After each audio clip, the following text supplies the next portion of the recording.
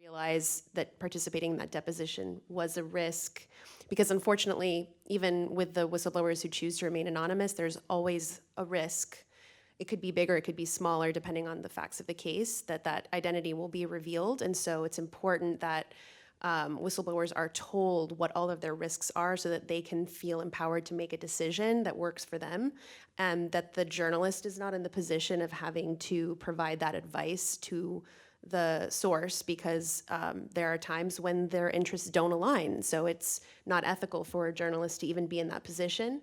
And I think it's really, I love hearing about, the relationship that you both have, and that you guys are continuing to be, collegial with each other, and that you feel that it's a good relationship and a good result, but it's not always the case. And so it's really important for there to be an independent organization working with whistleblowers who can then connect them to the different resources that they might need. That could be legal, that could be security, risk assessments, but it could also be the media piece preparing you for, once the story is out, it's actually the beginning of another chapter, because then, if your identity has been revealed, you'll be requested to give interviews for other outlets, and you won't know, you'll feel very alone, you could feel overwhelmed. I mean, of course, every case is different, but it's usually a very overwhelming feeling for whistleblowers to feel, and having the ability to go to an independent organization that can advise on media strategy, can prepare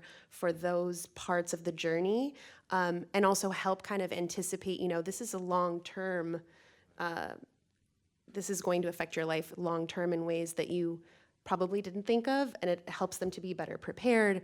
There's also psychosocial impacts, which is demonstrated by being followed, but even without being followed, many whistleblowers that we've worked with and our partners have worked with are often extremely traumatized, and sometimes they don't present in that way, especially when engaging with journalists. And so if they haven't already been in touch with a group like the Signals Network, and they're talking to a journalist, it's good for journalists to know that we exist, that they can refer their sources to us. They can focus on the investigation, and then we can do what we do best, which is making the whistleblower feel prepared and at least aware of all the potential risks that they may face. Right. Well, I mean, one of the things that, when we sort of talked about this panel, we were like, well, there's not that many confidential sources and journalists who are going to sit down and talk to one another in this kind of forum, and obviously, maintain respect and affection for each other. So this is unusual. Could you tell us, Margaux, about some of the things, things that have gone wrong and why? Yeah. And maybe John, you want to get in on this too. I mean, it's a really, really difficult. Let's Margaux go first, and then we'll hear from you. Go ahead, Margaux. Go ahead. And I'll talk afterwards about one of my rules. Yeah. All right, please. So I would say that when we get contacted, we have a lot of different things that we need to figure out before we can find out what the best support we can provide is, because every case is different. So a journalist contacting us the weekend before their story runs is not enough time to do as much as we could do if we were contacted weeks in advance, months in advance, ideally, especially when the legal risks are significant to consider, and we need to explore, where do we need legal support? Where can we connect this individual to various attorneys with the specializations, and, all the other things that go along with working on an individual case. So time, I would say, is the first one. I think, we get approached by whistleblowers sometimes before they've even gone to a journalist. So we can then advise them, what does that look like? Here's what you're considering as a potential risk if you speak to a reporter. And then we also have worked with different reporters over periods of time who we know have considered the risks of their sources, like John has.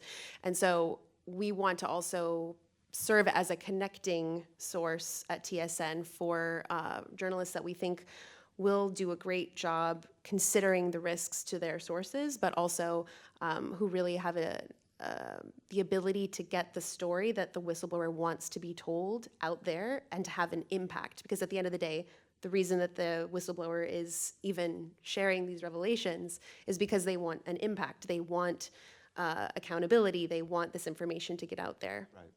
John, you have some rules? Yeah, no, I was thinking about how whistleblower, Erika and Tyler have done mostly well in the aftermath of the Theranos story. I mean, they've gone through some difficult moments for sure, but I think they've emerged from this ordeal well and proud of what they've done, and with good reason to be proud of what they've done. And they're invited by various entities to speak about their experiences. It's not always the case. There are many whistleblowers who regret, I think, having blown the whistle because it never really ended up going well for them for various reasons. And sometimes it doesn't go well because the whistleblower has unreasonable or unrealistic expectations about what the journalist can do for them. But I think more often, unfortunately, the journalist doesn't live up to the promises and to the ground rules. And for me, that's very important. I'm in it not for one story, I'm in it for my career.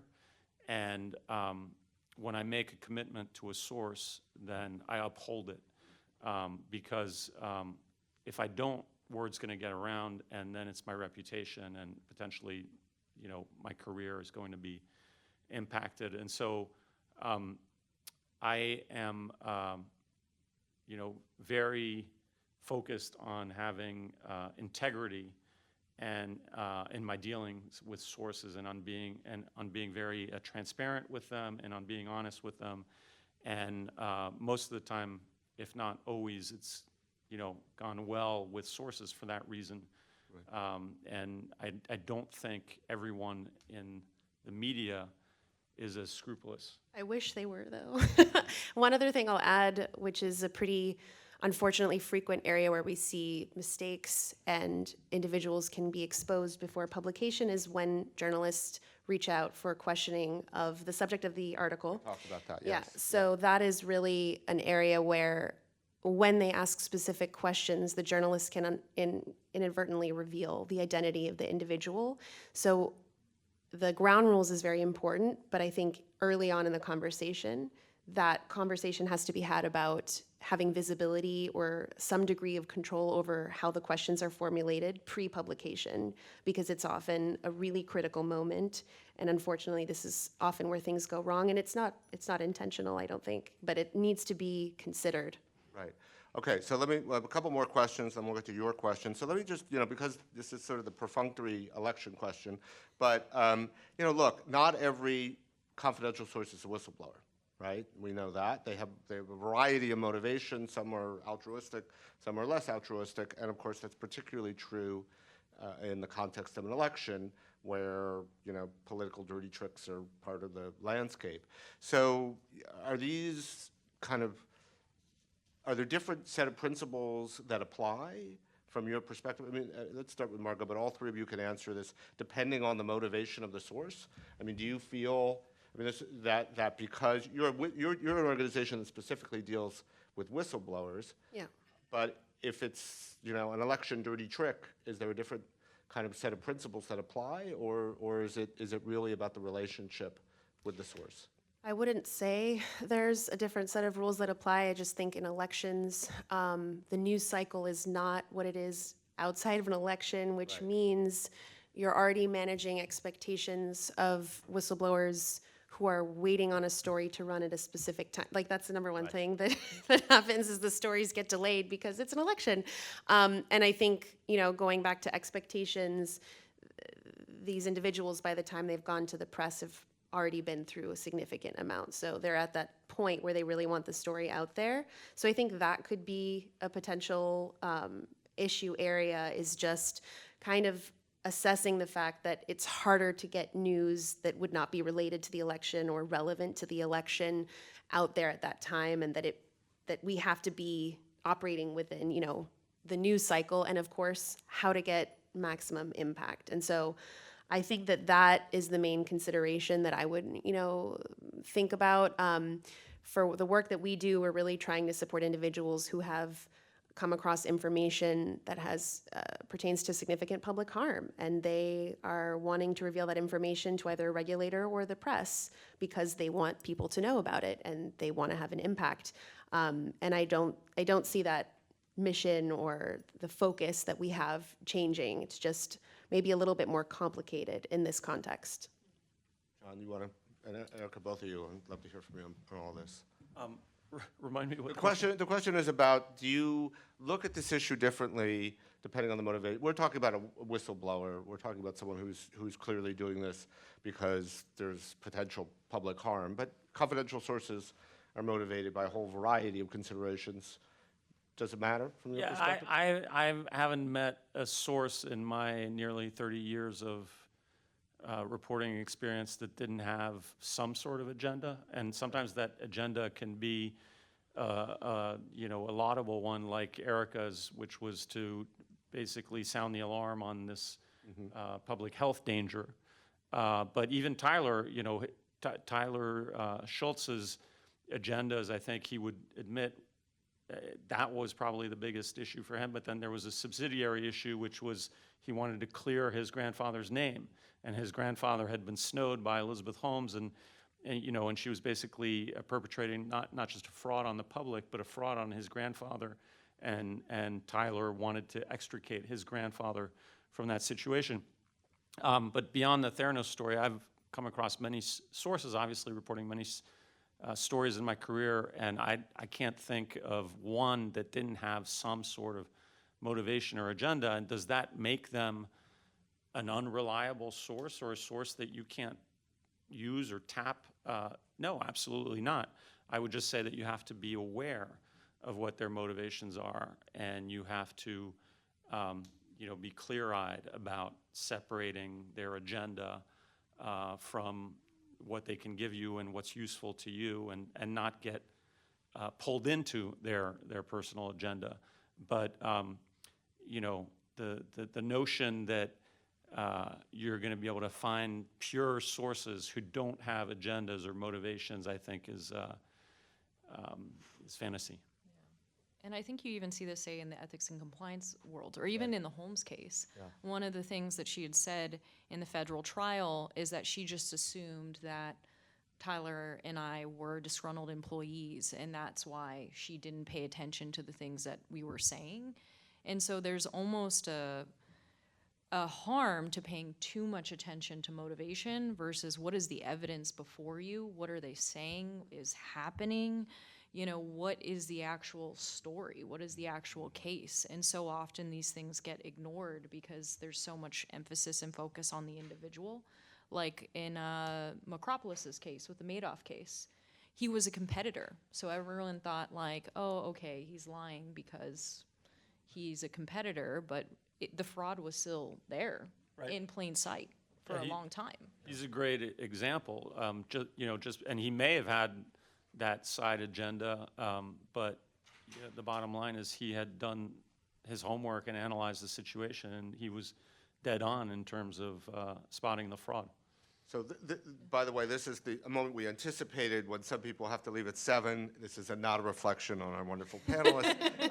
But before everyone goes, not everyone, this one class, which I think would really benefit from something that's unusual, Erika, was like, you're talking to journalism students, you're someone, you have the floor to tell them what they should know and what they should, kind of internalize from your experience, when hopefully at some point in your careers you'll be in this situation where you'll have the opportunity to talk to somebody who can shed light on something of enormous public significance, and you want to do right by them. Like, what advice do you have? I think it's very hard to predict where a case will go. And I think that's in part why I work so closely with the Signals Network, because as we were saying, like, my story is a rare case where even though it was incredibly challenging through so much, we saw justice, it did get highly reported on, the government actually decided to make moves and to litigate. I would say the bulk of the whistleblowers that I engage with now, that isn't their story. They'll say something, it doesn't really get the press that it wants, or it doesn't actually make change because the institution is too big to change whatever else it is.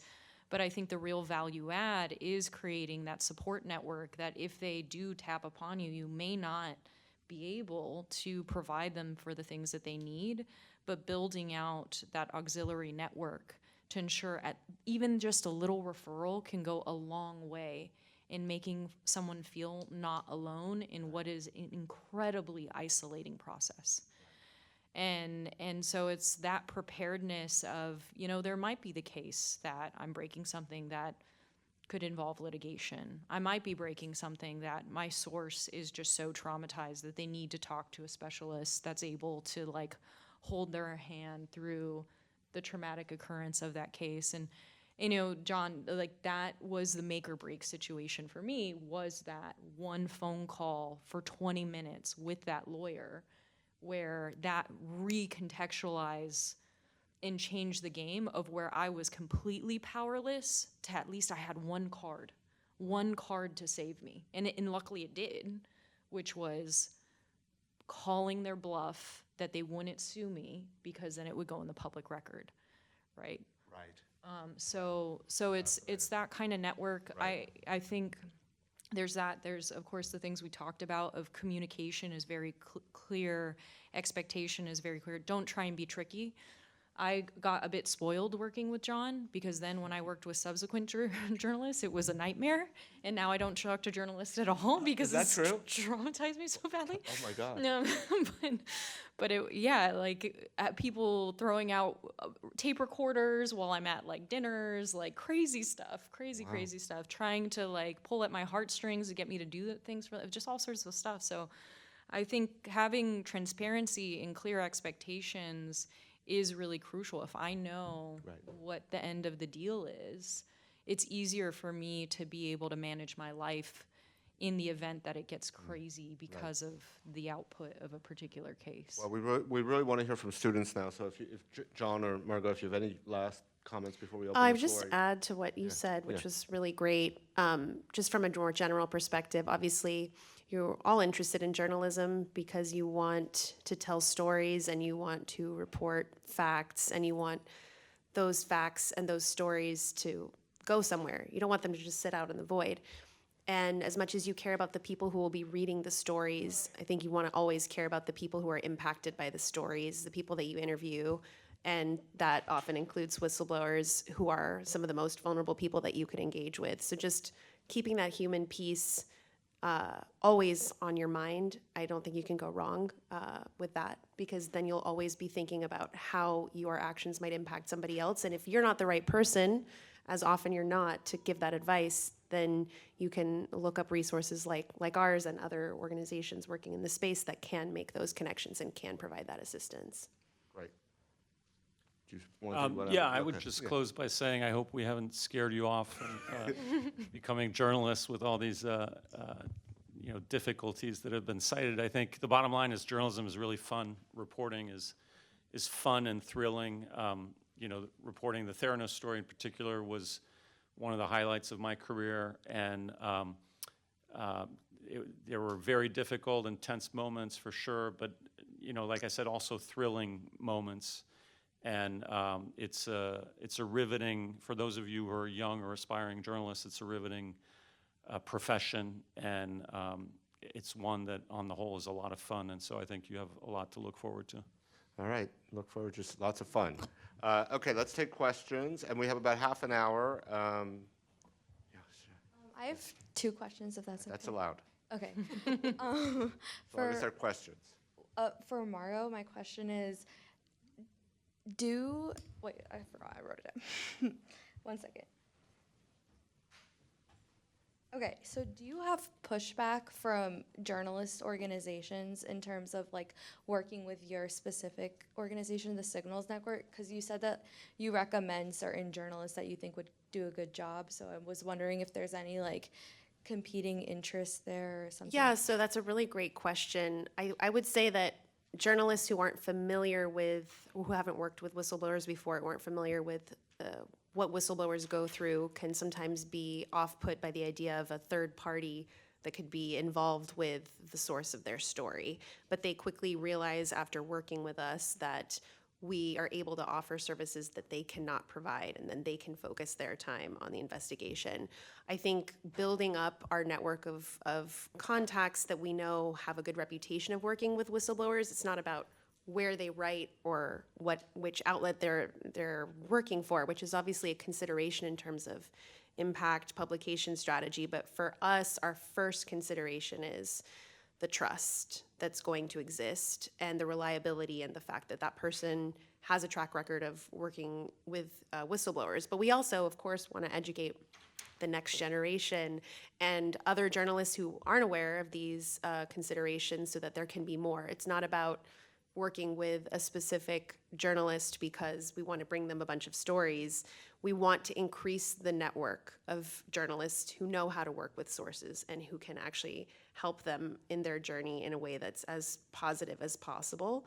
But, of course, from our perspective, we support the whistleblowers and we're working with them. If they decide at one point that they no longer want to work or they don't want to work with a journalist that we suggest, that's completely up to them, and we respect their wishes, and we try to find solutions that help them if that's not the right reporter to work with or if that's not the one that they want to work with. Second question, go ahead.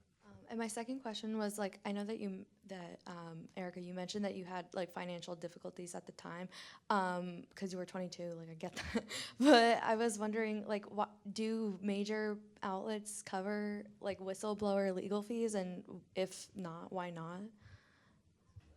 No.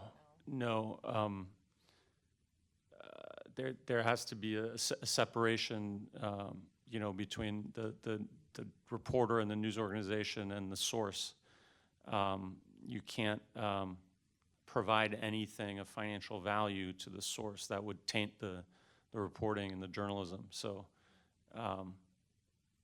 the answer is no.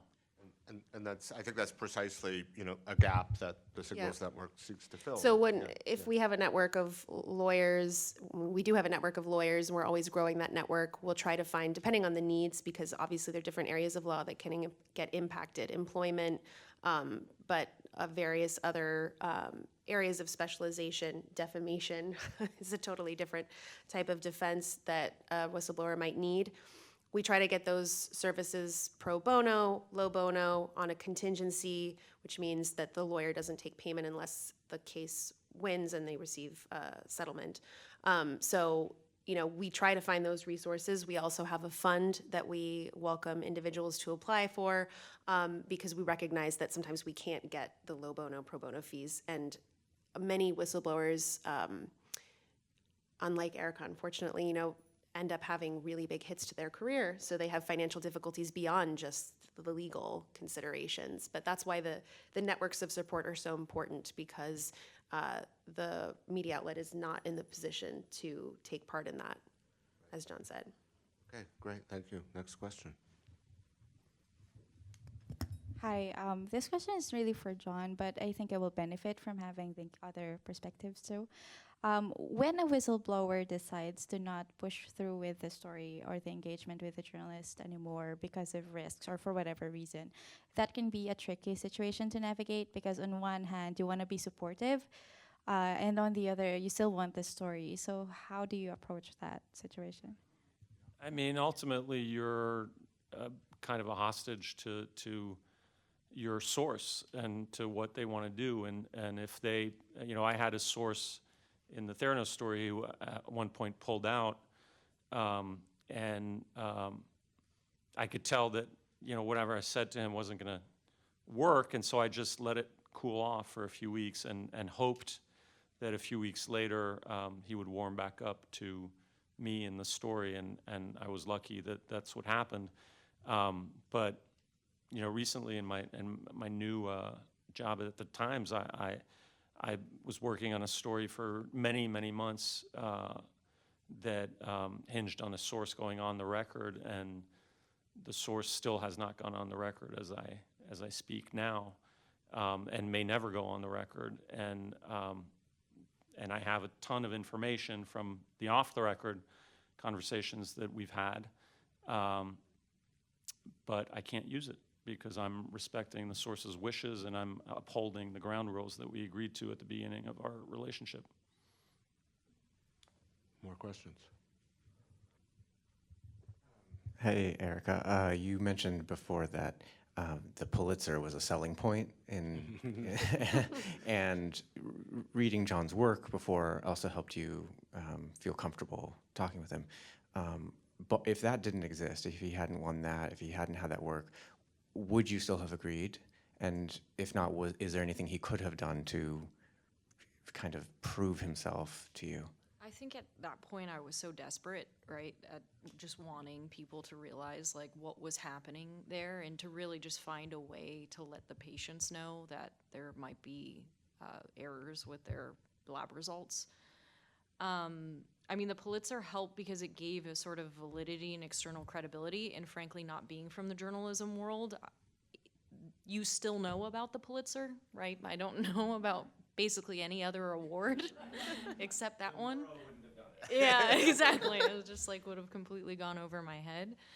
I think it did help being able to talk to other people. John didn't know this, but talk to other people that I had suspected John had likely also reached out to, and talk to other former employees to sort of figure out like what was going on. So that corroboration with potentially other sources, and where it no longer felt like a one versus this company, but a collective effort, really would have made the difference for me.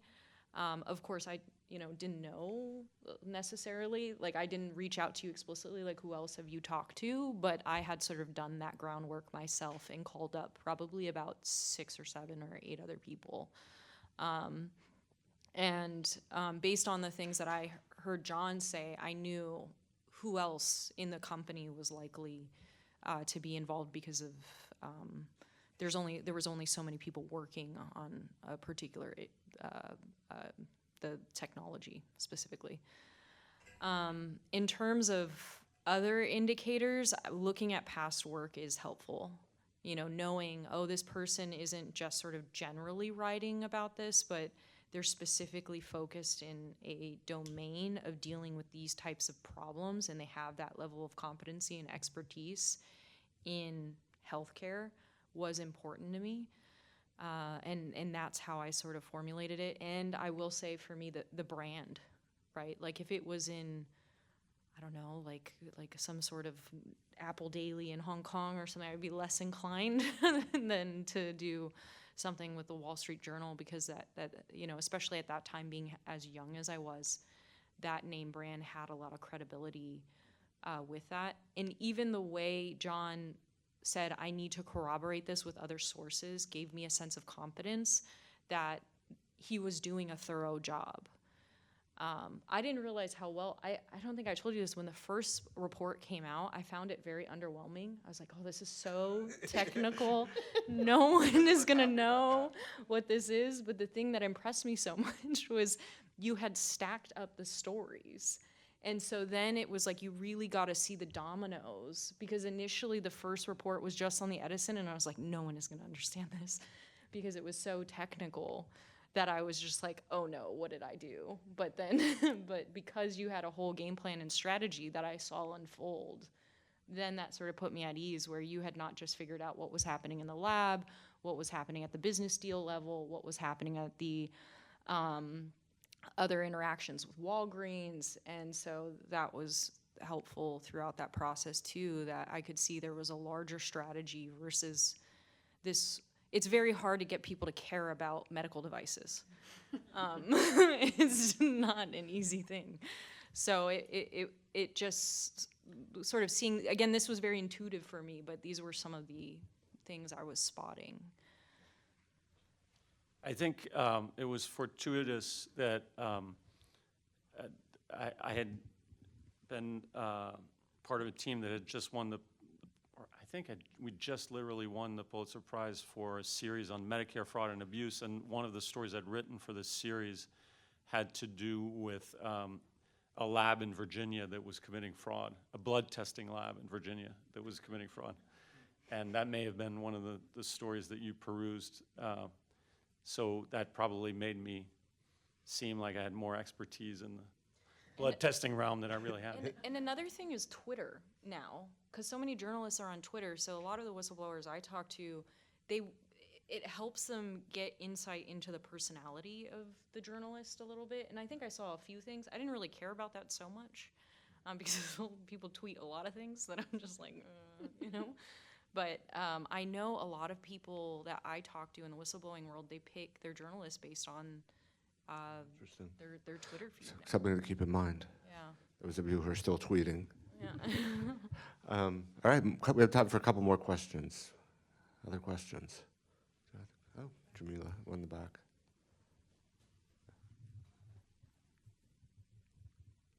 Hi, thank you. I was late, so if you covered this, please just ignore my question, but in case you didn't. John, I'm wondering, in terms of coming up with your agreement, as well as the safety processes that you followed in communicating with sources, how much of that comes from you and how much of that is dictated by your organization or your investigations team?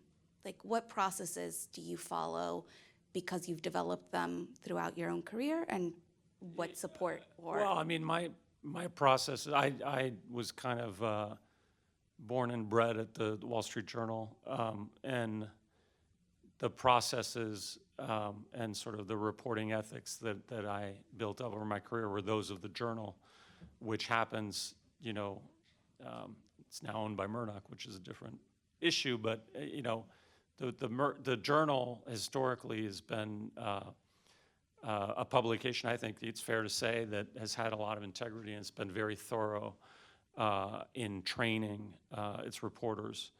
And so, yeah, pretty much everything I learned about how to deal with sources and ground rules and how to behave as a reporter, I learned at the Wall Street Journal. More questions? I have one follow-up, maybe we have a few more, but just one that, you know, when you were talking about having a source who, the whole story depends on him, I don't know if you said him, I don't recall, but your source going on the record. What arguments are legitimate to make? And what arguments are not legitimate? What's the line? You know, like, in other words, you know, you want to get the story out. You're obviously doing, and this could apply to Erika as well in terms of your own interactions. But, you know, you can't promise this person that their life is not going to be turned upside down by this decision. Right. So how do those, you know, what kinds of, I mean, let's put it more into the sort of theoretical realm than the specific, but like Yeah. what kinds I mean, of... usually the chief argument is the public good that you're going to do. You know, the story that I was alluding to that I haven't brought home because the source is still not on the record is another case where if the source were to go on the record, the story would do good in a different way than exposing Theranos' fraud. It would, you know, well, I'm not going to get into any more specifics, but it would make the world a better place. And that's what I try to lean on. That's the biggest argument that I try to lean on. You know, what I don't do is try to manipulate a source or blackmail them. I think you know, going on the record on a really sensitive story is like a huge responsibility, and you want the person to be comfortable doing it. And like I said, I'm not in it just for one story. I'm in it for my career, and I don't want to burn sources. I don't want to make people do things that I'm going to regret later when I'm on my deathbed. And so, yeah, those would be my rules of thumb. If I could add a consideration, obviously not coming from a journalist perspective, but just thinking about each case being different, but what Erika said earlier about people advising her that, you know, you can tell your own story or people can tell it for you. Right. Often being public and having a large campaign around the first publication and series of articles that might come out about a whistleblower's revelations can serve to better protect them, because then it will look even worse for the company or the subject of the revelations to then come after the individual in very clear retaliation. And again, that's still a decision that has to be made by the source, by the whistleblower. They need to feel empowered to make it. But the fact that even going anonymous still has that small risk or large risk, depending on the case, that their identity could be revealed, there's something to be said about the consideration that you should give to how that person could be protected by their public profile, by them being on the record. But I just want to reiterate, like, every journalist should have the considerations that John is having, because it really, it does make a huge difference. And I think ultimately you're not doing one story, you're not only working with one source. You want a career as a journalist, but you also want to be able to report these stories and have impact. And if whistleblowers are repeatedly feel that they cannot trust the journalists that they work for, well, then there won't be sources for stories moving forward. So it's really an important relationship that I think we could all benefit from, putting more care and thought into, so that those connections can continue and the stories can continue. Excellent. We have a couple more. We have time for a couple more questions, Mikhail. This one, well, I guess the entire panel can answer given your different expertise. When working with a whistleblower, is there a difference? Are there different things to consider for the person working for, say, a private company versus the government or federal? And like, what are you thinking about that? I'm talking about just process or retaliation or opportunities for safety, just any direction you think that makes sense.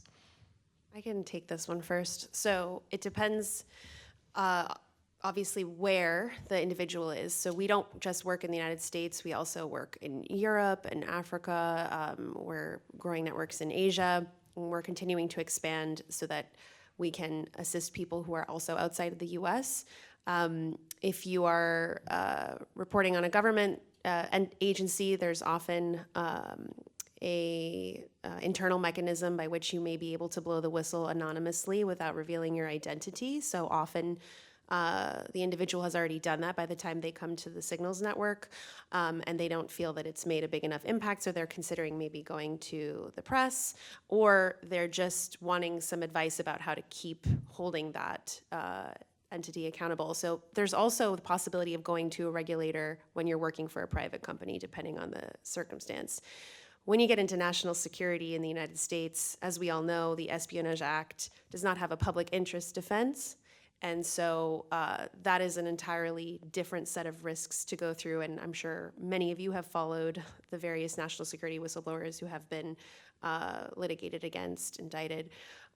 So there definitely, I would say those are the most challenging cases.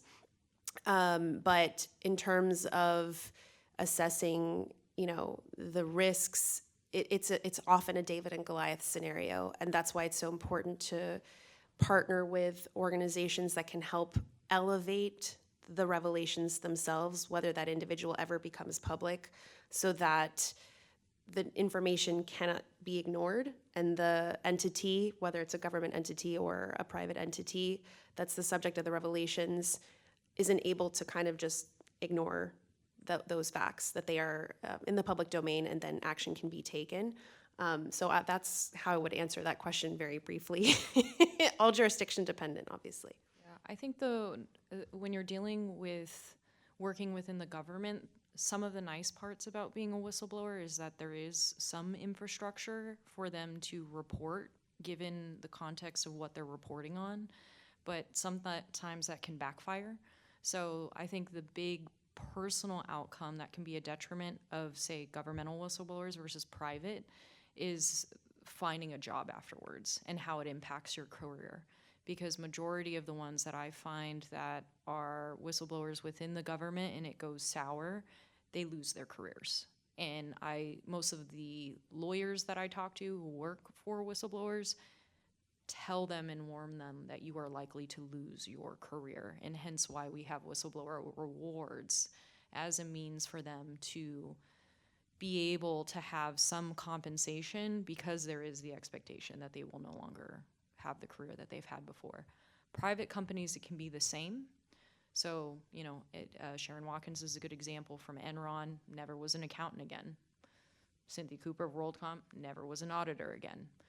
I would say what I've seen in tech and with tech whistleblowers, because it is such a high demand job and there are so few of people with that technical skill set, they have an easier time, but still a difficult time.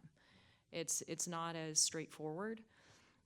But majority of the government ones, it can be something as simple as you blow the whistle, you lose your security clearance, and now it's impossible for you to get a good job in the VA again or something else. And so I think that life after whistleblowing looks a little bit different because, you can change the company that you work for, but it's very hard to change working for another government, right, that you are a citizen of. And so I think that can be the very big challenge and difference between those types of whistleblowers that I've come across. I think we have time for one more question.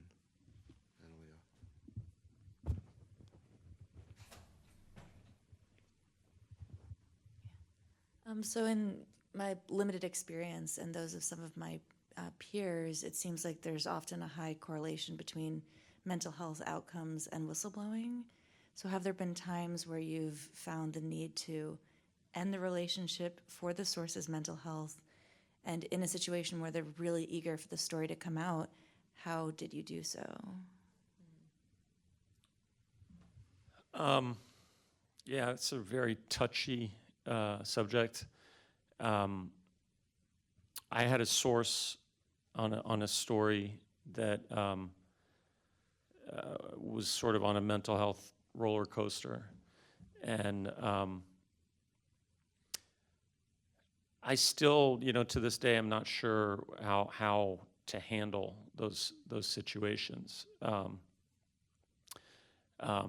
Ultimately, you can't, as a journalist, you can't solve a person's mental health, and this person I'm thinking about, clearly had mental health issues that were embedded there before I think they got themselves involved in blowing the whistle and in the story that I then published. And so, you can have, empathy, and you can be compassionate and try to be helpful if they're sort of spiraling downward, but there's only so much you can do. And again, I think it goes to this line, which is that reporters can only do so much for their sources and only should be expected to do so much for their sources. And mental health is, it's a very difficult issue in source-journalist relationships, as it is in the real world. I think, Margaux, one of the things that Signals Network offers is psychosocial support, so maybe you want Yeah, so we obviously recognize that's a primary need for many of our, the people that we work with. And so we either help them find therapists or referrals for mental health resources. Sometimes that could be like a retreat as well for a short period of time. And that's also where, when we talk about funding issues, that can also cover those costs because, of course, we all know how insurance works in the United States with healthcare. But it's something that is a priority for us to provide that assistance when needed, and often coming to us and then being connected through various resources that we have in our network can already alleviate some of that because they feel supported by a community versus being alone, which is, I think, something that's also contributes to the mental health issues, is this feeling of isolation and being completely on your own.